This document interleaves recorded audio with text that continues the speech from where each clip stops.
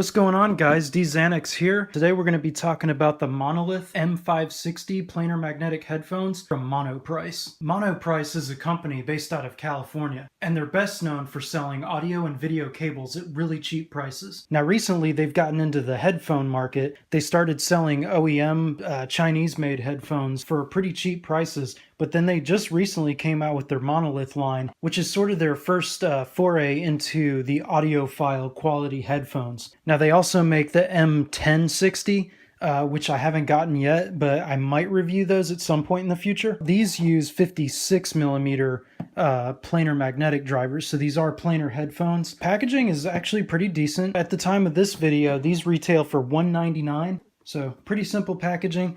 Their new Monoprice logo actually looks a lot like Monster Cable's logo, but that's neither here nor there, I suppose. Let's crack these babies open. So it's got a nice little tab here. You can just kind of pull it out.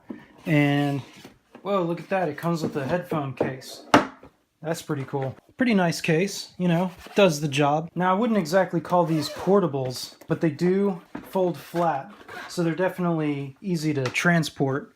As you can see here, there you go. And it does come with the 100% satisfaction card here. And actually, it does say that they invite you to do reviews online. So here we got, you know, your standard 3.5 millimeter headphone cable. It also does come with, of course, your adapter for 1/4 inch. The cable is fairly long. Looks like it's about a 4-foot cable, 4.5-foot cable. It is sheathed with a nice kind of soft cloth. Pretty decent cable, I would say. It's got a plastic Y-split, and then on the headphone end of it, it's terminated with the same 3.5 millimeter stereo jacks. So that's nice, it's a detachable cable. Now, one of the things I was most interested in on these headphones is the fact that they can either be used as closed headphones or, check this out, boom, they can be open headphones. So closed, open. So how does that affect the sound? Well, I'll get into that in a minute. And you can see that these right here just use these magnets that fit right on that little metal piece right there. They do go on pretty hard. As you can see, they kind of snap in there pretty good. But once they're in, you can rotate them, but these guys aren't going to fall out. No way. You have a little arrow right here, and you got to get your nail right down in there to get these off. Those are on pretty solid. You've got your Monoprice emblem right here in the same sort of wood veneer. Now, these use a suspended headband like that, so they kind of just rest right on your head. Now, I will say that these things are heavier than they look. I was actually kind of surprised when I picked them up. I was like, whoa, man, these things are heavy. And they definitely have some weight to them, but they do feel like they're built pretty solid. I gotta say, at $199, the construction on these is really nice. Both the cups and the yokes are made out of a nice hard aluminum. This stuff feels really thick. And the pads are a nice, soft, genuine leather. Now, one thing that I love about the pads, and I wish all headphones would use this actually, is look how easy it is to take these off. Boom. They're held on by these 3 magnets right here, and they just fit right into these little grooves here. They just pop right on. Simple as that. I mean, look at this. You can literally just like drop them on there, and they go right in. I could do this for the remainder of the video, actually. It just feels great. Just boom, pop on, pop off. But those are on. I mean, on your head, they're not going anywhere. But you just pinch and pull, and they come right off. It's easy peasy. I love that. So let's give you a nice look at the drivers there. So there's a little metal mesh here, and in there you can see your magnet array right there, which rests on top of your diaphragm. The suspension headband here uses that same nice soft leather. Both the bottom and the top have a really decent amount of padding. It's really soft, and I like that. It feels good sitting on your head. However, there isn't a whole lot of tension with this suspended headband, and what was happening is with the weight, this thing was kind of resting right on top of my ears. So after a while, it could probably get a little more fatiguing. I could see over the course of a few hours, that's really going to weigh down on the top of your ears, and it might actually become bothersome. But I do wish that the cups were a little bit wider, because I really had to cram my ear in there. I mean, they're not quite small enough to be on-ear headphones, but I wish they were a little bit bigger for full headphones. So that would be my first main complaint, is that these cups really should have been a little bit bigger. Maybe get rid of some of this padding right here, make the diameter a little bit larger to accommodate for larger ears. Now, the outer headband is easily the most striking feature of these headphones. I actually really like it. They cut out all these little triangles to, I assume, help with the weight. Very solid feeling. There's a nice elasticity to them. It just feels really good. I would say that the build quality all overall is probably above average for a set of headphones that in the $200 range. So overall build quality, impressive.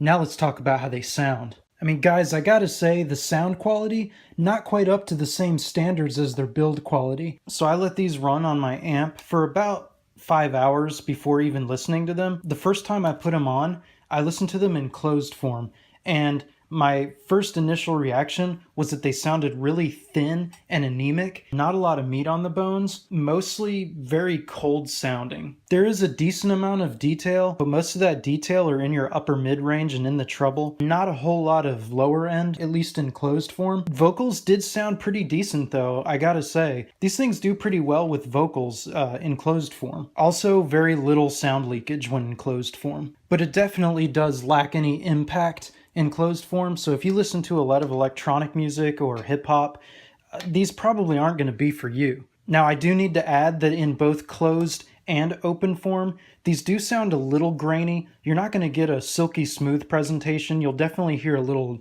grain in there. In closed mode though, these do have a lot of treble sparkle. Soundstage in the closed mode, I mean, it sounds like a closed headphone. It's very within your head. Nothing really sounds outside of anything. I was listening to some rock tunes and the guitars and the drums all kind of sounded congested. Not super fast headphones, everything kind of does get mixed together. In closed mode, these don't really excel in any particular area, I'd say.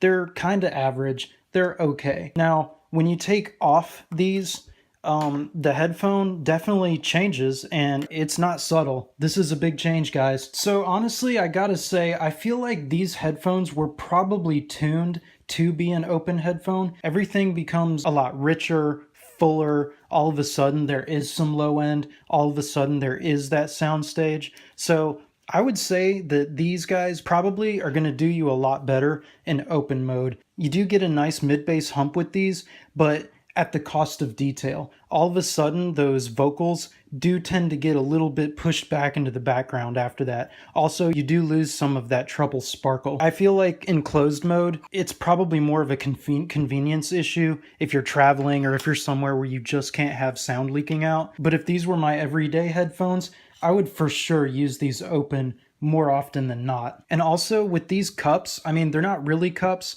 They're basically just wooden covers. This wood is not terribly dense, but it does give these kind of strange reverberations on snare drums and cymbals, I noticed. Almost like an echo. I'm wondering if somebody used some dampening material on these cups, or these covers I should say, if it would kind of help that. So that's what I did. I ended up taking just some regular foam and using some double-sided tape to put it on these, and they still fit in there and they stay in there quite nicely. And I gotta say, things did improve slightly. It's not quite as thin sounding. You do start to get a little bit of that mid bass again. It was a slight improvement, still cold sounding overall, I would say, but it's not quite as cold sounding. Soundstage stayed about the same though, it didn't really affect the soundstage. But I'd say that if you do have these headphones and you're not particularly blown away by the way these covers sound, put a little foam on the back of them. I think you might enjoy it more, so there is that. But as I said, the closed mode almost feels like an afterthought, more of a convenience thing than anything else. Wasn't terribly impressed with the way they sound with these covers on them. But in open mode, I gotta say, you know, they are enjoyable. Either way you cut the mustard though, these things really are bright sounding. If you do like that bright sound signature, these guys are gonna give you that, man. But again, build quality, excellent. I mean, especially for the price. These things feel solid. I bet you could probably kick them down the street and they'd be fine. I would say that this headphone is pretty average. It's okay. I do believe that there's probably better options out there if you're looking to spend around $200 to $250 on a pair of headphones. If you really need that open and closed design, just simply for necessity, maybe you do a lot of traveling or whatnot, you've got that option, so that's kind of cool. Just don't expect to be blown away by any one particular thing about these headphones though, except maybe the build quality. So, not really a thumbs up or a thumbs down for me. That's really all I've got to say about the Monolith M560. If you have any other questions, go ahead and just pop them in the comments down below. Go ahead and subscribe too if you want. Thanks, dudes.